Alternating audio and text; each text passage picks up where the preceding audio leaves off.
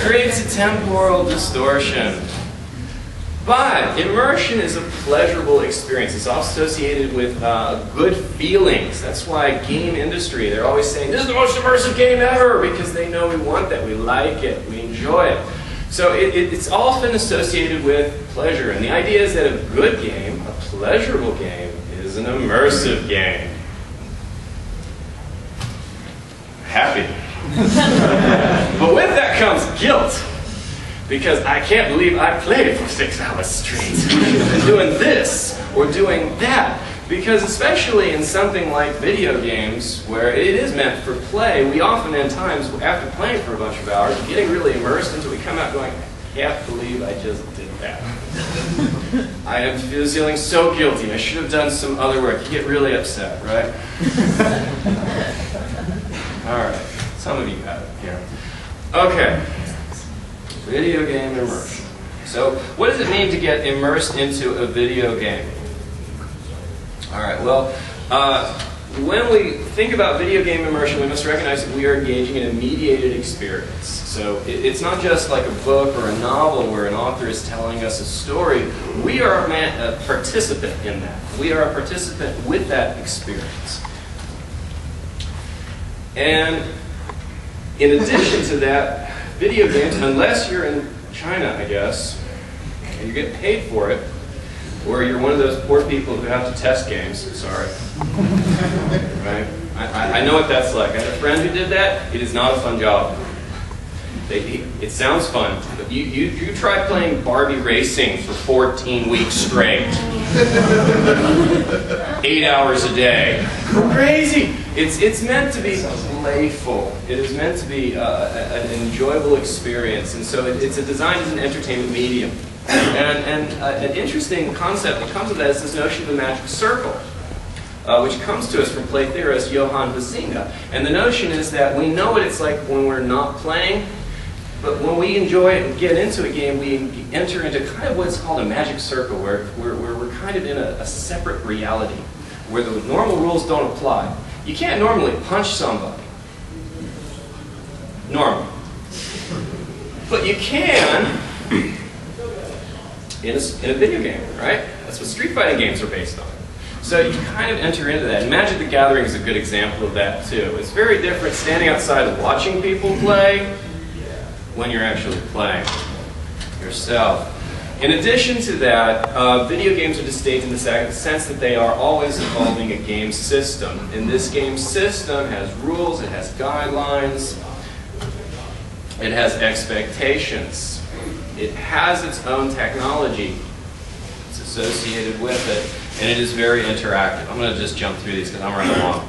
Okay. And, yeah. As a communications scholar, I look at video games as a communicative act. I see a video game experience as a dialogue, a conversation between you and the game. You're both creating an experience. And immersion arises from that experience. And so I'm going to make the argument that the game's goal is to immerse you. And we know that designers and programmers and companies want us to get immersed. So we know that's one of their goals, that and to buy money to get achievements, right? Or spend money. Spend money to get achievements. I guess you could buy money. So I'm not totally off bounds there. Let's get some WoW gold.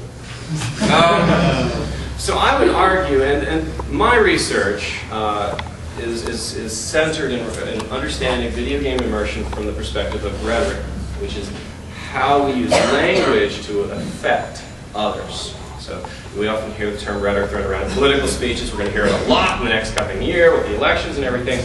But it's not just politics. You can use rhetoric, it's the art of understanding language as a way of understanding how things can affect, how we can use language to affect others. And that could be to make them laugh, make them smile, make them cry, or to immerse them. And so video games, I argue, are trying to immerse us. And they can do this in a number of different ways. And I have come up with 7 ways. These are not the only ways that video games could encourage us to enter into an immersive experience with us. But there are 7. I'm just going to shoot through them here. I could actually talk all day on these things. Don't let me. I wrote a book on them. All right. But one thing that it can do is how a video game constructs space, how it gets us to get involved with that space, that digital environment. Not just the digital environment, but how it involves physical space too. So, how it uses time as a game mechanic. Because it's really interesting, we can get immersed into games a lot that actually are timed. We have 2 minutes to accomplish this goal. And it feels like, oh, it really messes with our sense of time playing those games sometimes. Even if the clock is in the corner. And I know WoW even put one up there, right? In the top right, little ding, alarm you if you played too long. So, like time up? Time up, yeah, I mean, time. How does the game use time? How does the game use interface technology? How do we communicate with this? Is it clear communication? How does the game involve us socially? How does it encourage us to communicate with other people? We hear all these wonderful stories about gamers that play for 48 hours straight and die because they're either really immersed or they forget to eat and whatever. And you notice that all those games tend to be social games that they play. You know, narrative, yes. And there's a lot of debate among game studies scholars as to whether or not video games tell narratives. I'm going to let the guy talk about narratives go more on that. But yeah, narrative can encourage us because video games can be a storytelling medium. Now these first 5 have appeared in other people's work, from Gordon Collegia to McMahon, on ways that video games can evoke immersion. But these last 2 are unique to what I'm contributing here, and they come from rhetorical principles. The first one is exigence, is what kind of problem does the game set up? Because games are all about conflict. They're all about us trying to accomplish some sort of goal. What kind of problem or goal is it? Why, and do we care? Right? Are we trying to accomplish that? And then memory, which is a really interesting thing to think about. How does the game evoke our memory? It's surprising that all these old games, you know, like early 90s and 80s, they still sell them. And Nintendo, I think, Xbox, they have the way you can download old games, or even PlayStation 2, right? I mean, Final Fantasy VII came out in 1998. No, 97. It was 97. It was like 13 years ago, 14 years ago. I can add. And when it came out for the PSN network, just like 2 or 3 years ago, it sold 100,000 copies in 1 week.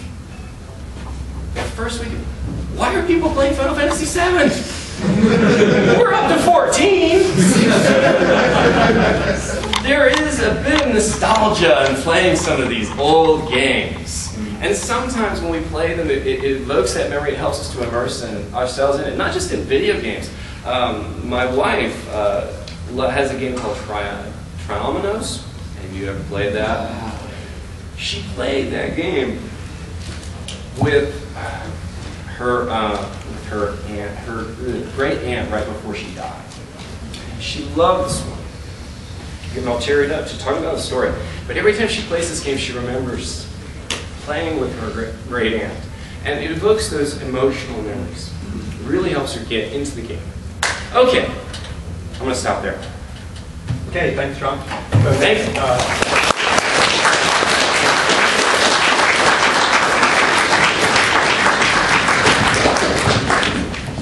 Hello, can you guys hear me? Yeah, I'm going to use the mic. So, hi, my name is Noreen Kern. I'm a final year PhD student in University College Cork in Ireland, and I'm going to just kind of go quite quickly through my work that I've been doing so far in my PhD. So here's a picture of somebody who's immersed. And all of my slides have pretty funny pictures of people who are immersed, which I think are quite cool. So quite similar to what Sean was saying a while ago, there are so many definitions of immersion that sometimes it becomes very, very difficult for people who want to do work in immersion. And that's the first thing that I found out when I was trying to do work. There's a big long list of definitions of immersion, and some of them are very, very specific. So you'll get ones that are talking about having presence in a virtual environment, which applies very directly to things like virtual reality, like caves and such. But they don't necessarily work when you're talking about video games, because you're not really going to have presence in a virtual environment when you're playing, say, a puzzle game like Tetris or something like that. So that one's overly specific, and there are quite a few of those. And then on the other side of the scale, you get ones which are very, very vague. There are ones that talk about entering a make-believe world as if it is real. And then what I did was I decided to go and have an online discussion with actual gamers, because I wanted to kind of discuss a few of the definitions and see what people thought about them and how they applied them to their experience of immersion. And the first one that I mentioned was the one that I just said there, about entering a make-believe world as if it is really real. And a lot of people had huge problems with that because they just didn't agree with it as a definition. So what I did was I analysed 92 posts worth of this online discussion. And 92 posts doesn't sound like that much, but a lot of people came on and they posted big essays about their experiences of immersion, their favourite characters, their favourite games, what had happened to them while they were immersed. And so in the end I ended up with like a lot of data about it. So I came up with... Gamers are big writers. Yeah, gamers, it's really easy to get gamers to talk about gaming because, you know, it's good. And so I came up with a definition of immersion from that. So my definition, just to warn you, is quite wordy. And I'm not going to go through this in detail. Clearly, it's very, very long. But I've kind of broken it down a little bit. So in general, immersion is a subjective state of intense involvement. That kind of goes without saying. And the difference between this definition of immersion and the other definitions is this takes the language of actual gamers that I talked about, whereas the other ones can be quite a lot theoretical, whereas this should actually apply to the experience of gaming. So it was described as the experience where somebody identifies or adopts a character or a setting, and if they're adopting the character, they can adopt some or all of the character's attributes, such as feeling how the character feels, thinking how the character thinks, kind of talking as if the way the character would talk, or doing things that would be very unlike themselves, but they're doing them because it would make sense for the character. And this can happen to like a greater or lesser level. And the second one was that the demands of the setting become the attentional focus. And for setting here, I don't necessarily mean setting like a fantasy setting. It doesn't need to be an entire world. So for example, when you're playing Tetris, the demands of that setting do become your attentional focus. That is your focus for the time while you are playing it, even though it's not a realistic setting. And of course, some games don't have characters and some games do, so it applies to greater or lesser extents to those as well. So the immersive response varies in strength and duration. Again, immersion can be a very fleeting experience, but people will talk about being immersed for hours on end in games. And at the most extreme, it can cause a loss of a sense of self or reality, so forgetting time and the place around you, as Sean was mentioning earlier. And sometimes feeling as if one is the character, or at least the character, as if you are in the setting, which again is kind of like the sense of presence in some of the other definitions of immersion. So the other thing that came out of this was two different types of immersion, and I know there are quite a few people who've found different types of immersion, but this is again just the one that came out from the actual language of gamers. So the two that came out of this were cognitive immersion and visceral immersion. So cognitive immersion is kind of like your psychological immersion, so it was very much kind of an emotional type of immersion. So you get caught up in the story, you get caught up in the character and the emotions. You might, feel quite upset if your character feels upset, or very, very happy if they're happy. Visceral then, on the other side, is kind of adrenaline-based immersion. So getting really caught up in the action, kind of trying to keep yourself alive, your hit points are going down, the time is counting down, but also kind of being really immersed in games like even things like chess or RTSs, where you're really, really immersed in the tactics of the game and strategy, but it's not necessarily in a character or the story, but you're still really immersed. And of course, like, not all games have one or the other. Plenty of games have both. So say, for example, Mass Effect, you can kind of get really immersed in the relationships of the character and the people that they're talking to, whereas you can also get immersed in trying to stay alive and trying not to get shot. So the first thing that I needed to do when I found this was try and find out if these were actually two distinct types of immersion. So I did a survey where I made a list of 15 different situations which were stereotypical of games. So say for one for example, was there's guys shooting at you and you're trying to stay alive, and there were other ones that were more kind of emotional about the character, thinking about their past and things like that. And I got people to fill it out and tell me which type of immersion they thought were in each situation.